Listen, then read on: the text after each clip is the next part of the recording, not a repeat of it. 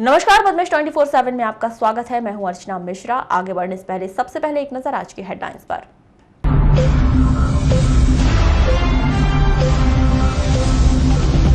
इक्कीस, 22 और 23 सितंबर को शहर के बाजार बंद को लेकर दो व्यापारी संगठन आमने सामने। पुलिस ने माना कथित नक्सली पुलिस मुठभेड़ में मारा गया झामसे हैं ग्रामीण। नहर किनारे खेलने के दौरान हुआ हादसा, डूबने से 7 वर्षीय बालक की मौत। जिले में नहीं रुक रही कोरोना की रफ्तार, 35 नए पॉजिटिव मरीज मिले। वारासिवनी में हुई एक व्यक्ति की मौत, कोविड के तहत हुआ अंतिम संस्कार, परिजनों को किया गया क्वारंटाइन। और अब खबरें विस्तार से।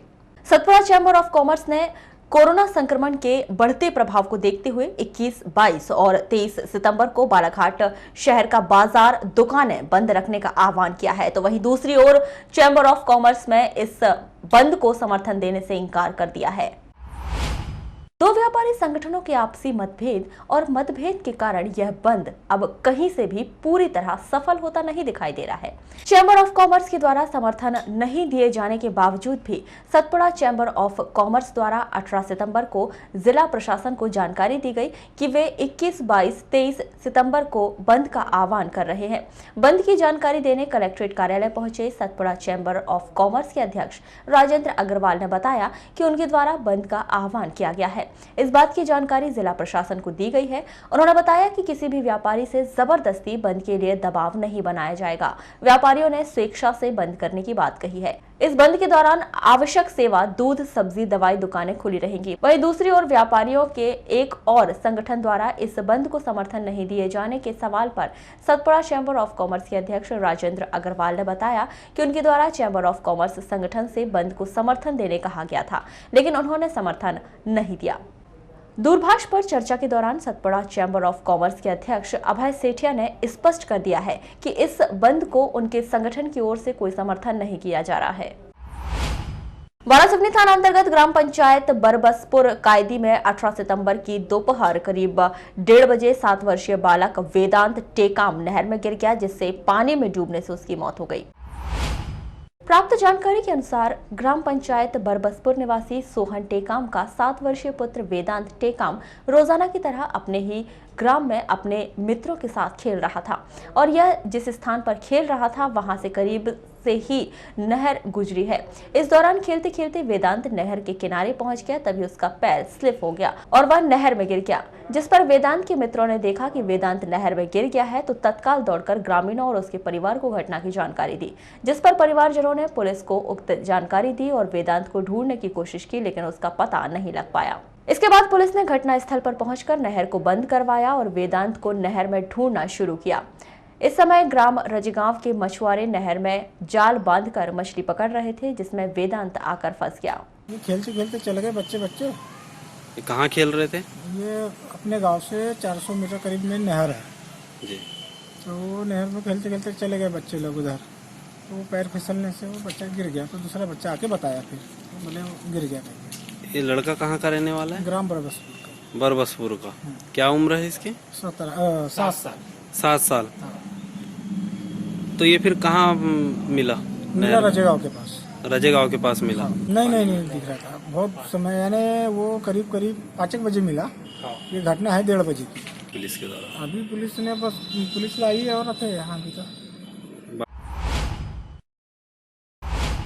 वारासिवनी नगर के वार्ड नंबर 15 निवासी स्वप्निल खंडेलवाल की 17 सितंबर को शाम में नागपुर में मौत हो गई, जिसकी मौत का कारण अस्थमा अटैक बताया जा रहा है, लेकिन दबी जुबान में कोरोना से मौत होने की चर्चा हो रही है, जिसका शुक्रवार को स्थानीय मोक्षधाम में प्रशासन के द्वारा अंतिम संस्कार किया गया है। वहीं पूरे परिवार को क्वारंटाइन सेंटर में रखा गया है। जानकारी के अनुसार स्वप्निल खंडेलवाल की बीते दिनों से तबीयत खराब थी, जिसे सर्दी खांसी भी थी, जिसकी गुरुवार को अचानक तबीयत खराब हुई, जिसे जिला चिकित्सालय में भर्ती कराया गया, जहां पर कोविड-19 के लक्षण देखते हुए कोरोना टेस्ट के लिए सैंपल लिया गया और प्राथमिक उपचार कर बेहतर स्वास्थ्य सेवा के लिए नागपुर रेफर कर दिया गया, जिसकी नागपुर में मौत हो गई। नगरपालिका एवं स्वास्थ्य विभाग के कर्मचारियों के द्वारा पीपीई किट पहनकर और अन्य कर्मचारी के द्वारा सुबह 9 बजे मुक्तिधाम में अग्नि देकर अंतिम संस्कार प्रशासन की उपस्थिति में किया गया। नहीं, ऐसे कोई उनकी जैसे जानकारी मिली कि व्यक्ति के अपने नगर के व्यक्ति की बालाघाट में 15 तारीख को उसको भर्ती किया गया था, ऐसा उनके परिवार वालों द्वारा बताया गया है। और उसके बाद तबियत ज़्यादा कराने पर कल उसको नागपुर ले गए थे, तो रास्ते में ही उनकी मृत्यु हो गई। और बालाघाट में उनके द्वारा बताया गया कि उनका सैंपल कोविड-19 टेस्ट के लिए उनका सैंपल लिया गया था और उसकी रिपोर्ट अभी तक आई नहीं है। तो उम्र क्या थी सर इनकी? ये क्योंकि ये सब मौखिक ही चल रहा है अभी, ऑन पेपर कहीं ऐसा कोई डॉक्यूमेंट नहीं है, पर क्योंकि एक चर्चा चल रही थी, तो हम औपचारिकता के चक्कर में कुछ ज़्यादा लॉस ना हो, इसलिए सावधानी हमने पूरी बरती है, ताकि यदि कल को यदि वो पॉजिटिव भी यदि केस निकलता है तो हम पूरा प्रोटोकॉल हमने फॉलो किया है। निगेटिव निकलता तो बहुत ही अच्छा।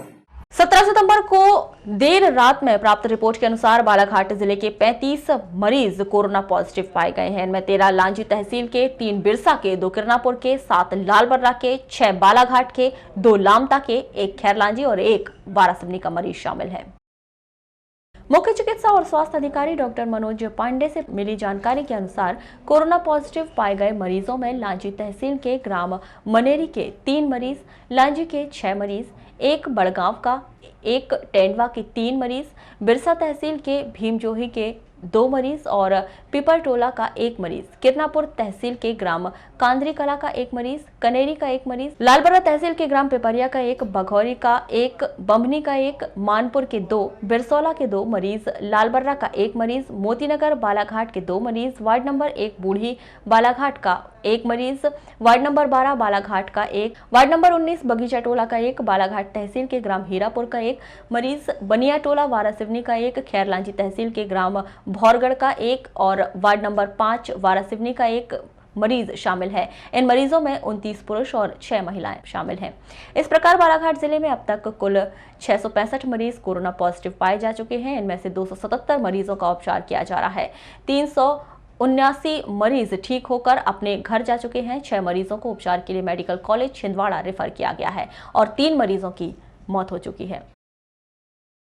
नक्सल प्रभावित गढ़ी थाना क्षेत्र के ग्राम बसपहरा के जंगल में 6 सितंबर को देर शाम पुलिस और नक्सलियों के बीच हुई मुठभेड़ को बालाघाट पुलिस द्वारा पूर्व में एक कथित नक्सली या उसके समर्थक का एनकाउंटर किए जाने की बात कही जा रही थी, तो अब वहीं पुलिस भी झामसेह को नक्सली मानने से इंकार कर रही है और पुलिस द्वारा झामसेह को एक ग्रामीण बताया जा रहा है, जिसकी पुष्टि खुद पुलिस अधीक्षक अभिषेक तिवारी द्वारा शुक्रवार को आयोजित एक पत्रकार वार्ता में कही गई है, जिसमें उन्होंने स्पष्ट कहा है कि हम अभी तक झामसेह को ग्रामीण मान रहे हैं। हमारे हिसाब से झामसेह नक्सली नहीं है।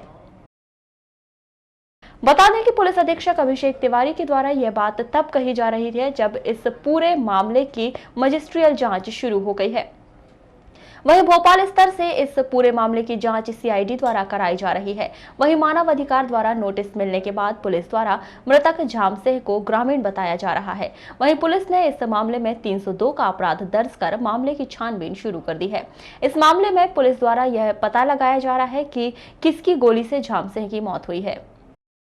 पुलिस वर्तमान में जहां तक हमने उसको इन्वेस्टिगेट किया है, हम झाम सिंह को उस ग्राम का निवासी मान रहे हैं और इसके आगे हमें उनके बारे में और कोई तथ्य नहीं है, तो यहीं तक ही सीमित मान रहे हैं। हमारे हिसाब से अभी तक नहीं। कोई सीआईडी टीम सर कब तक पहुंचेगी बालाघाट? सीआईडी टीम पहुंच चुकी है और सीआईडी ने अपने हाथ में ले ली है।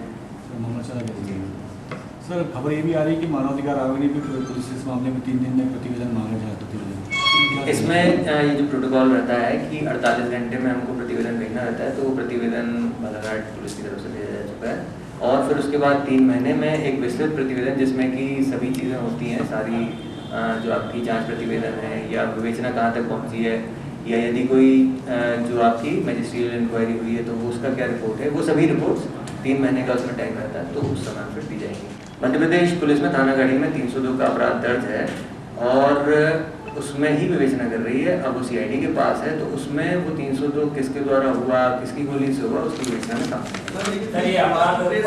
आपके द्वारा कहा गया था कि पुलिस की गोली से मारा गया है। ये मैंने कब कहा? सर शुरू में जब पहली प्रेस कॉन्फ्रेंस हुई आप वीडियो दिखा दीजिएगा। हो सकता है कि आपके वीडियो में ऐसा निकल आया जिसका मुझे याद नहीं है, पर यदि निकल भी आएगा तो वो कुछ गलत उसमें मेरा हो गया होगा, क्योंकि मुझे ऐसा याद नहीं। पहले तो आपको दिखाइए कब कहा, क्योंकि आपके पास तो वीडियोग्राफी रहती है। प्रेस कॉन्फ्रेंस के दौरान आपने ही कहा था कि पुलिस की गोली लगी थी करके, उसको पुलिस की गोली लगी। नहीं, मैंने ऐसा नहीं कहा। सर 302 किसके आप दिखाइए। क्या पुलिस की शिकायत पर है या परिजन की शिकायत? ये पुलिस की शिकायत पर। परिजन तो अभी भी हमारे यहाँ पर आए ही नहीं है।